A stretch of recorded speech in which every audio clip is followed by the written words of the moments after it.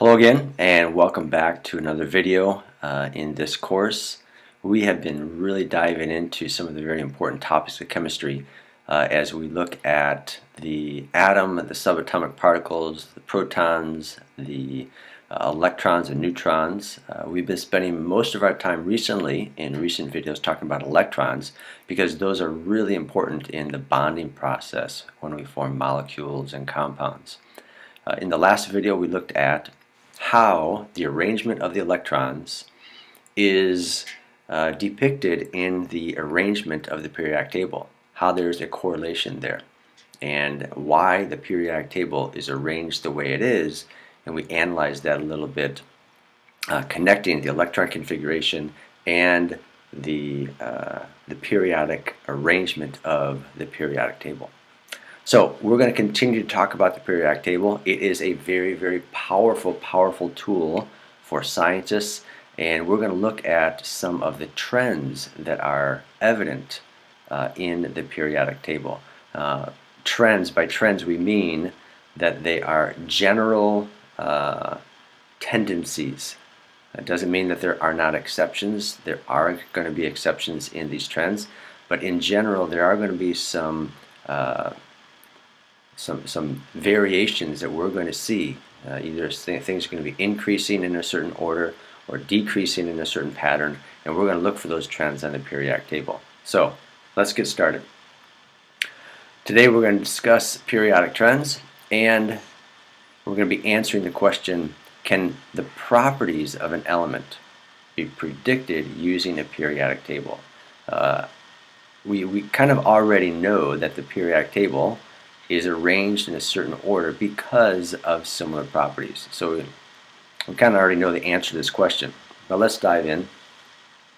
The periodic table, as I mentioned, is a very, very strong tool, and it includes information about atomic masses, the element symbol, but it also can be used to make predictions about atomic size, electronegativity, ionization energies, bonding, solubility, reactivity. All of those, by the way, if you don't know what those are, that's okay. We're going to talk about them. All right, we're going to get into those. So in this activity, you're going to look at a few of the periodic trends that can help you make these predictions. And as I mentioned, like most trends, they're not perfect. There are going to be exceptions to these trends, but they are very useful.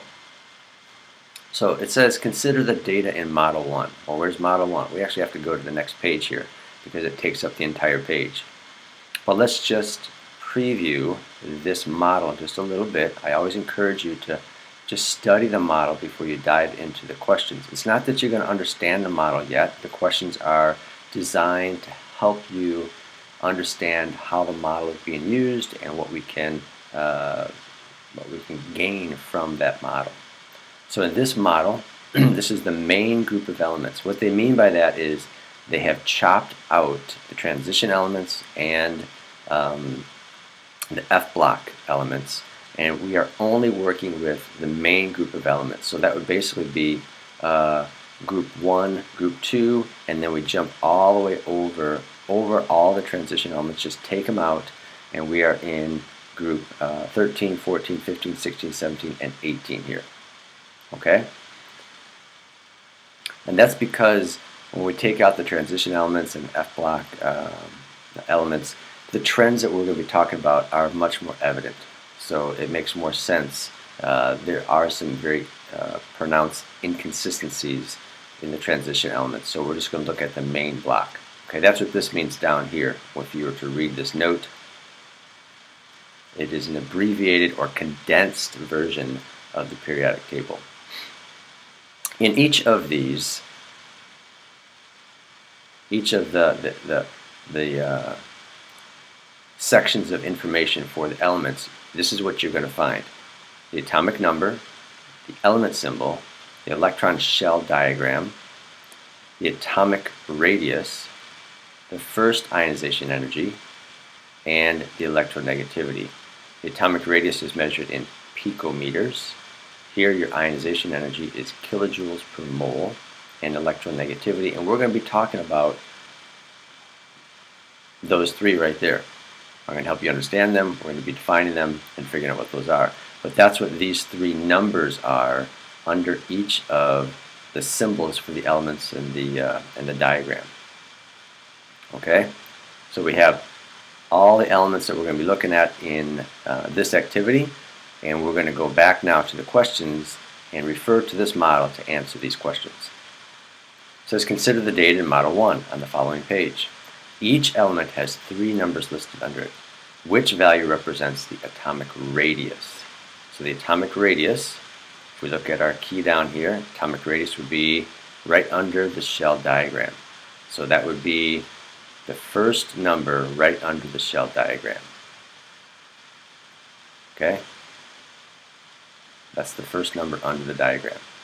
What are the units for the atomic radius?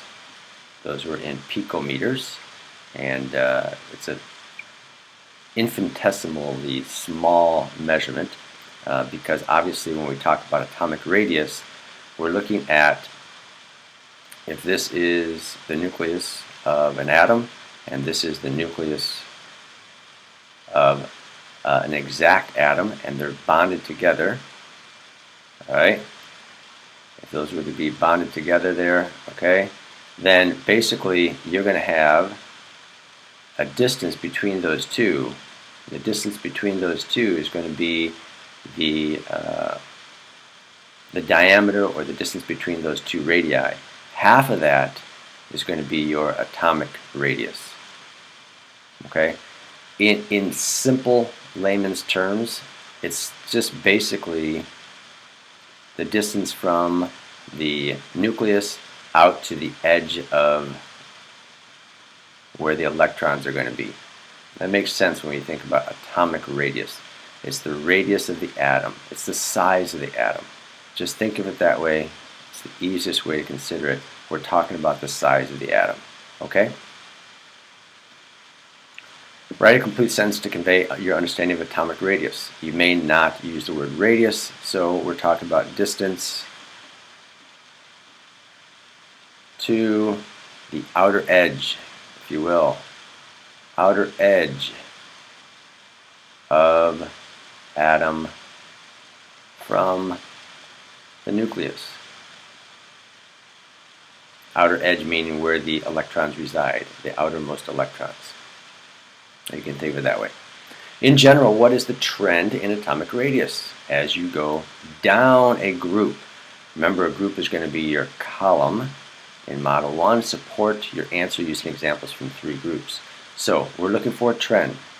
In other words, what are the numbers doing as you go down a group in Model 1? We're looking at atomic radius now. So let's look at the first number on each of these.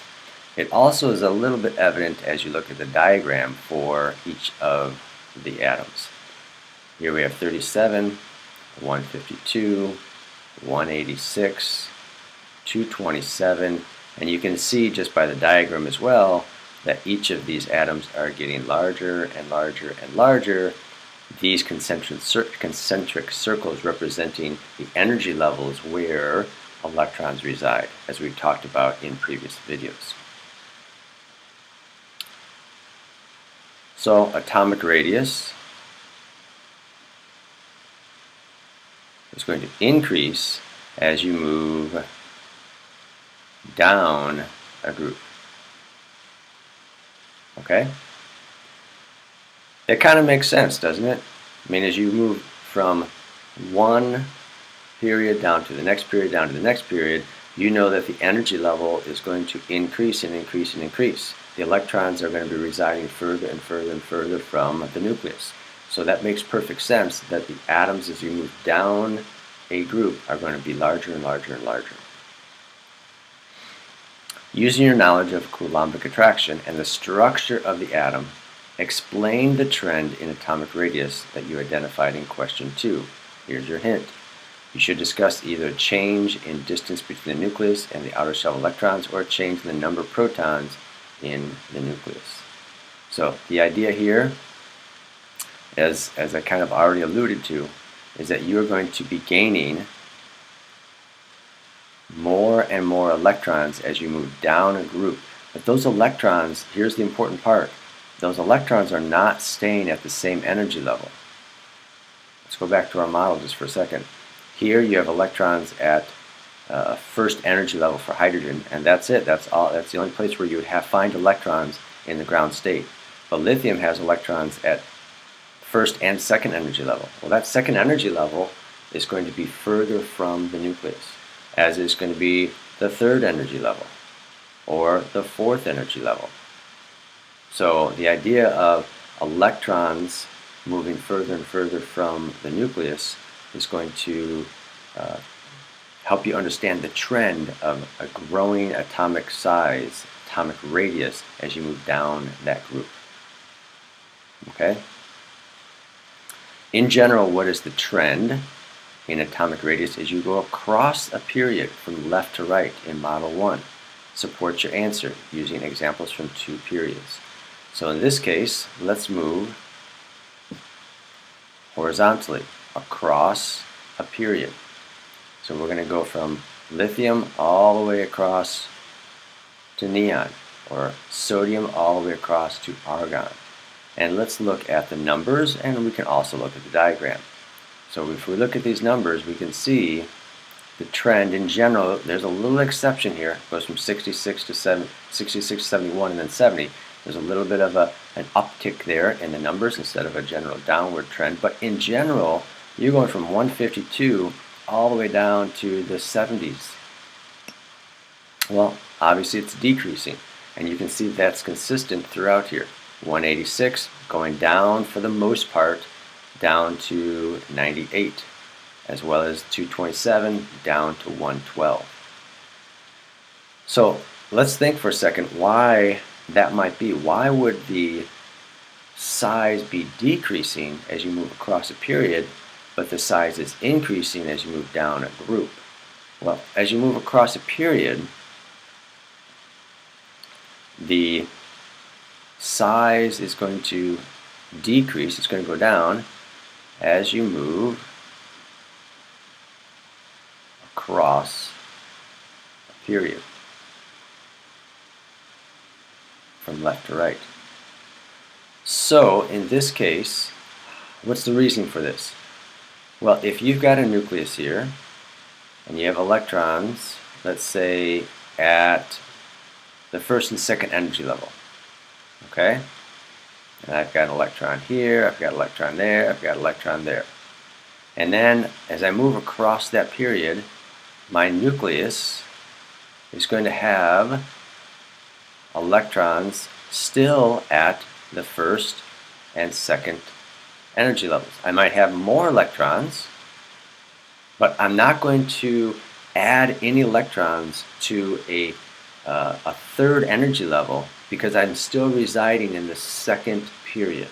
If I stay in the second period, electrons are not going to be filling or starting to fill the third energy level. They still are going to reside in that second energy level. But what am I gaining? I am gaining more and more protons. So the number of protons here in the nucleus is going to be increasing. That's going to be that number is going to be going up. So as you move across the period, the energy level is not going to increase. You're still going to have electrons the furthest away that they're going to be. You may be getting more electrons, but the furthest that they're going to be away is the second energy level. But you are going to be getting more and more and more positive charges inside the nucleus. What do those positive charges do? They're going to pull with greater force on those electrons. And those outer electrons are going to be pulled in, they're going to be packed in tighter. They're going to be pulled in a little bit tighter and closer to that nucleus. And as a result, as you move across that period, that size of the atom is going to be decreasing because the increase in the number of protons in the nucleus is going to have a greater force, a greater pull on those outer electrons, all the electrons, but specifically those outer ones in order to condense that atom a little bit. So that is atomic number. What you need to understand about atomic number is that as you move down a group, the atomic number is going to increase. It's going to get bigger. As you move across a period, it's going to decrease, it's going to get smaller. Okay, let's jump into some of the other trends here. Locate the numbers in Model 1, and let's find the one that represents ionization energy. By the way, ionization energy, as is defined right here for us, it is the amount of energy needed to remove an electron from an atom. So if you've got an atom, there's your nucleus, and you've got some electrons at different energy levels, and let's say you've got an electron here. If you were to take that outermost electron and pull it away from that atom so that it no longer there's no longer an attraction there, you pull that electron away from that atom, the amount of energy needed to do that, that is the ionization energy. In essence, it makes sense. You are creating an ion, right? If you remove an electron, now you have a charged particle. If you remove the negative electron, you're going to have now a positively charged particle, and you've just created an ion. So ionization energy is how much energy does it require to remove an outermost electron from an atom. So let's find out what number that is. By the way, it's the first ionization energy. What that means is you're removing the one of the first outermost electron, and that would be the second number in the list under each diagram. Using your knowledge of Coulombic attraction, explain why ionization, removing an electron from an atom, takes energy. I kind of already talked about that, but if you've got an atom and you want to remove that electron, there is a force that is attracting that electron to the proton. So if you want to take that electron and take it the opposite direction, remove that electron, it is going to require you to exert some work using some energy. Okay? Which takes more energy, removing an electron from an atom where the nucleus has a tight hold on electrons or a weak? Obviously, it takes more energy if there is a tight hold. Okay? So if those protons are pulling on those outer electrons with a greater force, it's going to be harder to rip that electron away from that atom. In general, what is the trend in ionization energy? As you go down a group, we're looking at down a group again first. We're always going to break it into first looking down a group and then across a period. So as we go look down a group, here's 1312, 520, 496, 404, and you're going to see a similar trend in every single group. As you move down a group, it's going to get easier and easier to pull that outermost electron away. And that makes perfect sense, because as you move down a group, that outer electron is going to be further and further from the nucleus. And therefore, it's going to be a weaker attractive force that's going to be holding that electron. So it's going to be easier to take that outermost electron and remove it. Whereas if the electron is really close to the protons, it's going to be harder. You're going to need a much greater force to try to remove that electron. So as you move down a group, the ionization energy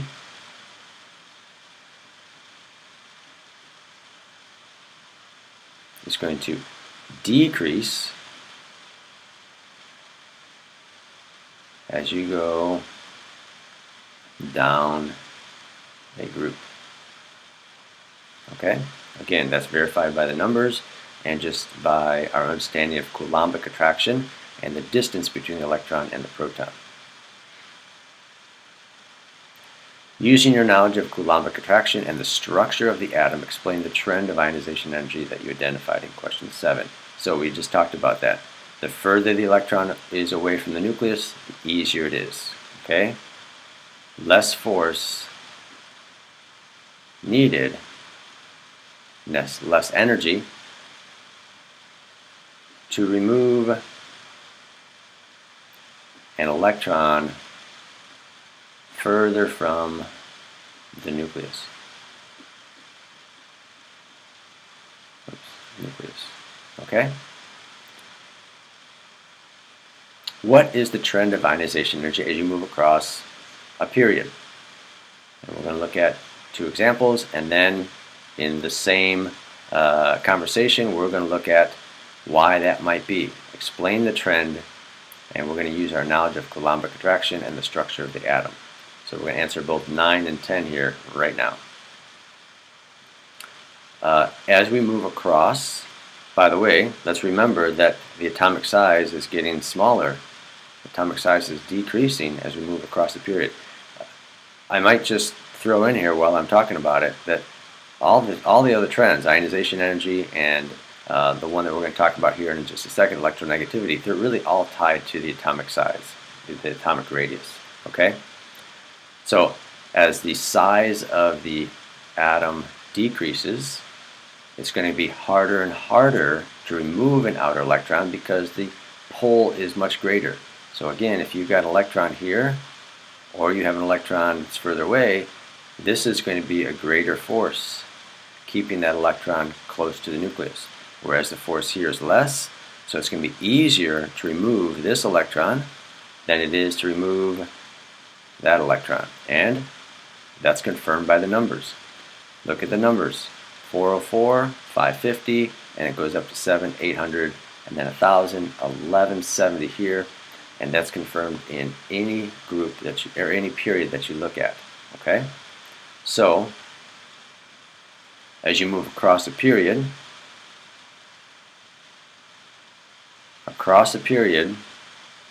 the ionization energy is going to increase. Okay, so why is that? Our understanding of Coulombic attraction, if the size of the atom is going to decrease, the smaller atom is going to have a greater force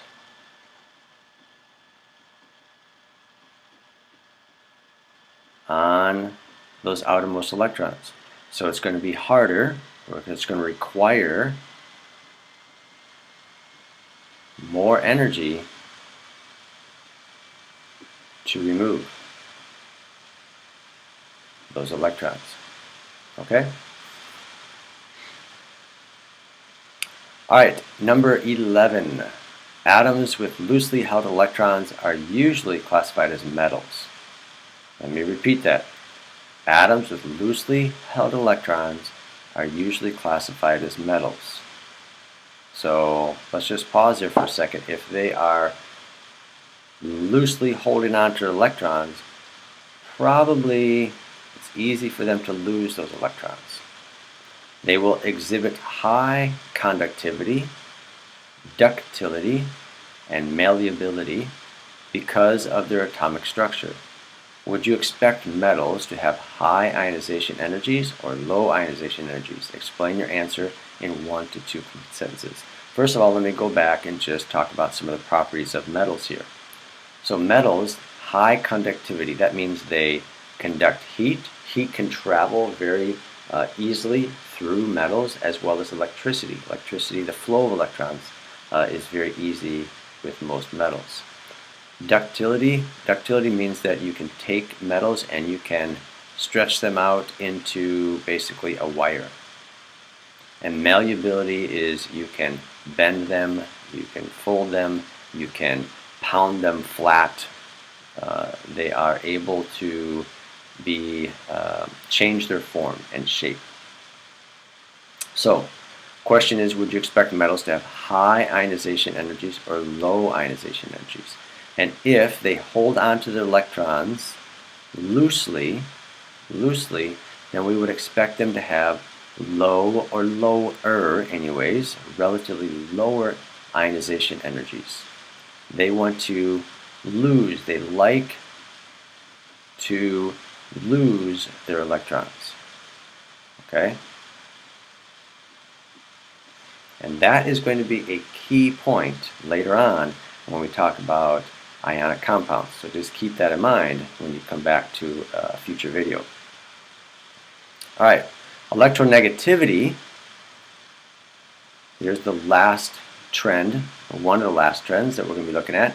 is a measure of the ability of an atom's nucleus to attract electrons from a different atom with a covalent bond. Covalent bond is the sharing of electrons. Covalent. Covalent means valent. The valence electrons are the outermost ones. So co meaning together or sharing. So this is the sharing of electrons. A higher electronegativity value correlates to a stronger pull on the electrons in a bond. So all that means is if an atom has a high electronegativity, it is going to pull with a greater force on an electron, on a shared electron, meaning an electron that is being shared by two atoms, two nuclei. Okay? So, using the definition stated in our reading right here, select the best visual representation for electronegativity. Explain your reasoning. What we're looking at is we're looking at how a proton, or how the protons in the nucleus are going to pull on electrons, and if one's going to pull with greater force than the other one. Well, let's look at these diagrams. A, you've got an electron being attracted to another electron. Well, we know that electrons repel. Okay? Same here, you've got a proton that is being attracted to the opposite proton, and we know that protons, like charges, are going to repel as well. Here you have an electron attracted to a proton, which is true, but it is not in a bond. It is not competing with another nucleus. So this is not the situation according to the definition. What we need to consider is a bond. In other words, you've got atom number 1 and atom number 2, and they are bonded together because they have electrons in between them that they both are attracted to. And as a result, these electrons, it's a pair of electrons, are going to be pulled or have an attractive force in both directions towards both nuclei, and as a result, they are bonded together, meaning the two atoms are bonded together. So in this case, there might be a stronger pull in one direction. It might be lopsided. It's like a tug of war. These two nuclei are having a tug of war competition over the pair of electrons. And if one has a much stronger force, and again, I'm going to give you a clue, mostly because of the result of the atomic size, because the proton can get closer to those electrons. If there's a stronger force in this direction, then those electrons are going to reside more closely on this side of the compound, closer to one nucleus over the other. So, electronegativity values, excuse me. The electronegativity values here are going to be the third number. And you don't have to worry about the measurement of these. These are just relative numbers. So 0.8 obviously is smaller than 2.5. And we're going to go ahead and answer the questions that we're going to anticipate. Let's look down a group and across a period. As you move down a group, 2.1, 1.0, 0.9. So down a group, electronegativity is going to decrease. Okay? And as you move across a period, 1.0, 1.5, all the way up to 4 over here, it's going to increase as you move across a period.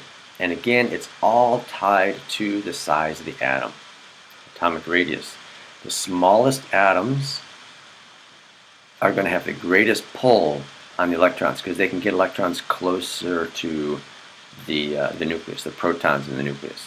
The bigger atoms, these big ones down here, are going to have a small electronegativity because the electrons are further away. Those valence electrons that are part of a covalent bond, the sharing of those electrons, are farther away from its nucleus, and it can't really have much of an influence, as much of an influence or much of a pull on that electron, on those shared electrons. So I know that the question here is going to happen.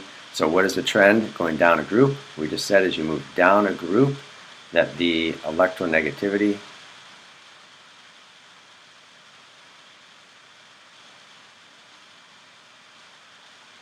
is going to decrease as well. And as you move across a period, that the electronegativity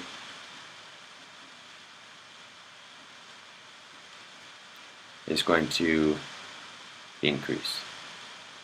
Okay? Explain the existence of the trend. Explain the existence of a trend. It's all tied to atomic radius. Smaller atoms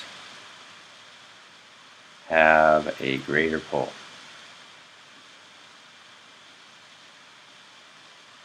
And I would say that down there as well. Same idea. Okay? Alright, the two diagrams below can summarize each of the three trends discussed in this activity. Write atomic radius, ionization energy, and electronegativity under the appropriate diagram. So remember we looked at group, up and down a group. So we have an arrow going either up or down. And we looked across the period. So left to right, increasing, or right to left, increasing. Which one is it? So let's think back on the trends that we discussed and consider which one of these diagrams fits which of the properties. Atomic radius. Atomic radius, the smallest atom is going to be to the right and top of the group. So this up here in this corner up here, ignore the noble gases just for a second. This corner up here is going to have the smallest radius. This is where your smallest atom is, right here. Fluorine actually is one of the smallest atoms. So this would be atomic size, atomic radius. Big atoms are down here. Okay? All of the other trends follow this diagram. They're all connected to the atomic size. The smallest atom is up here in these corners. These are the smallest atoms. They're going to have the greatest pull on electrons. They're going to be the hardest ones to rip away electrons. And as a result, you can see that ionization energy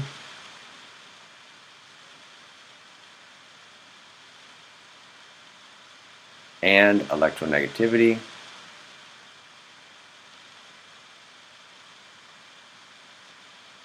are going to be following this pattern over here. Okay? So the smallest atoms are going to have the highest ionization energy and the highest electronegativity. Okay? During this activity, you may have noticed that not all of the data provided in the models follows the trends. Yes, we mentioned that. There are going to be exceptions. There's going to be, an increase where we expected a decrease. It might be slight, but it still might be there. Okay? Identify two places in Model 1 where the property listed does not fit the trend identified in this activity. So if you, I think we kind of mentioned one, right? If you look back at the Model 1, we saw that there was a slight increase here with the atomic radius right here. It went from 66, we expected it to go down, and then all of a sudden it goes up a little bit to 71 and 70. So there's a slight increase in the atomic radius there. Let's also look at some other. Here is, and this one is for ionization energy. Ionization energy, we would expect it to increase as you move across a period, and it does for the most part, but there's some areas where it dips. So 520 to 900, and then it dips down to 801. Okay, up to 1086, 1400, and then it dips down to 1314. All right, so, but for the most part, again, it's going up. I mean, from 520 all the way up to 2081. The general trend here is obviously increasing, but there's going to be a few inconsistencies as you move across the numbers. So we've just pointed out a few of those there for you. Why is it still beneficial for chemists to understand as many periodic trends as they can? So trends help us make predictions, and it helps us understand the arrangement of the periodic trend, or the periodic table. It helps us understand the properties of different elements, even though there are slight inconsistencies. Okay, trends can be very useful in helping us to understand, in general, the big picture of what's happening, and in particular with these elements and the arrangement of their elements, and similar properties, similar physical and chemical properties. Okay. Propose an explanation for one of the exceptions you identified in Part A. Use your knowledge of atomic structure and Coulombic attraction in your hypothesis. Well, let's go back up to the model here and analyze some of the numbers. And let's focus on this one inconsistency that we noticed here with the atomic size. So we would expect the atomic size to go down across a period, and there's a little bit of an increase right here going from oxygen to fluorine. Well, that may be because we're adding more and more electrons to those p orbitals, and knowing that as you add more and more electrons here, those electrons are going to repel each other. So there's going to be some repulsion that is happening between electrons at lower energy levels and higher energy level, and as a result that may increase the size, it may push the electrons out a little bit, giving this fluorine a little bit larger size than the oxygen. And that's because you're adding more and more electrons to the p orbitals. More and more electrons, more repulsion between those electrons, and that may kind of balloon the atom just a little bit, and that may be why we're seeing this uptick in the number from 66 to 71. Okay? Alright, and then it says here in the last question, rank the following elements from smallest to largest electronegativity based on the trends you have discovered thus far in the periodic table. So let's find, we've got barium, we've got bromine, we've got iron, and we need to really find them on the periodic table. In order to compare them, we need to figure out, well, are they in the same group? Are they in the same period? It's hard to compare if they're not in the same group or the same period, because you're not quite sure, what is having the influence and what you're able to compare and contrast. So let's find these, barium, bromine, and iron. So we have to consider where these are located on the periodic table. Here's just a rough sketch of a periodic table, right? So where's barium? If you're to find it, barium is going to be in second group and fairly far down on the periodic table. It is a period down here that has quite a number of energy levels. Bromine is going to be over here in this general area, as iron is going to be a transition element here. So let's compare them, maybe pair them up and look at them a little bit that way. Barium is way down here, and so it has lots of energy levels. It has high energy levels. As a result, its atomic size is going to be greater. And so if we're talking about electronegativity, it's not going to have as strong a pull on the electrons, any shared electrons. So I'm going to guess that this would be your weakest one here. Okay? Iron and bromine, if you move across a period, if you're further to the left over here, but at a similar energy level, then this is your smaller atom, and as a result, it's going to have a greater force on any electron that comes close to it, because it can get it closer to those protons in the nucleus. So I'm going to guess that this is your largest pull, your largest electronegativity. This is your weakest one, and iron is going to be in the middle. So barium is your weakest one, and then your iron, and then your bromine.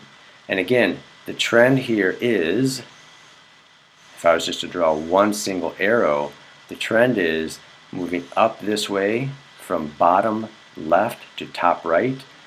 This is, you're getting smallest atoms up here.